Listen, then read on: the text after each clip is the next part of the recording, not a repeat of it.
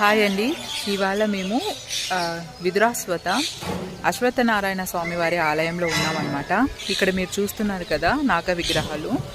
ఇవి మాత్రమే కాదండి, కొన్ని లక్షల్లో ఉన్నాయి విగ్రహాలు ఇక్కడ. అంటే ఎవరికైనా కోరికలు ఉంటాయి కదా, నెరవేరని కోరికలు, సంతానం కలగాలని కానీ, లేదా ఉద్యోగం రావాలని, లేదా ఇంకా ఎటువంటి అనారోగ్య సమస్యలైనా సరే, సో అలా ప్రాబ్లమ్స్ ఉంటాయి కదా, వాళ్ళు ఇక్కడికి వచ్చి స్వామివారిని వేడుకొని వాళ్ళ కోరికను విన్నవించుకున్న తర్వాత కోరికలు నెరవేరుతాయి కదా, అప్పుడు ఇక్కడికి వచ్చి నాగ విగ్రహాలను ప్రతిష్ఠ చేస్తారనమాట. సో అలా చేసిన విగ్రహాలే ఇక్కడ మీరు చూస్తాను. ఇప్పుడు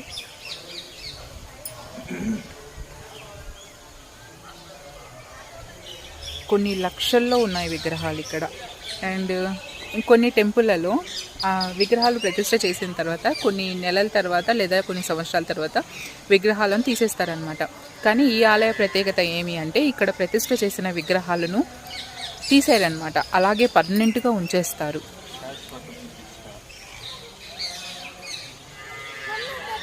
చూడండి,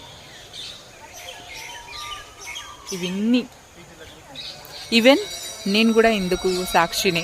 నాకు ఆఫ్టర్ మ్యారేజ్ 3 years అయినా పిల్లలు కాకపోతే నేను ఇక్కడికి వచ్చి స్వామివారిని మొక్కైన తర్వాత అదే సంవత్సరం నేను ప్రెగ్నెంట్ అయినాను అనమాట. సో అందుకు భాగంగా ఇక్కడ ఉంది కదా,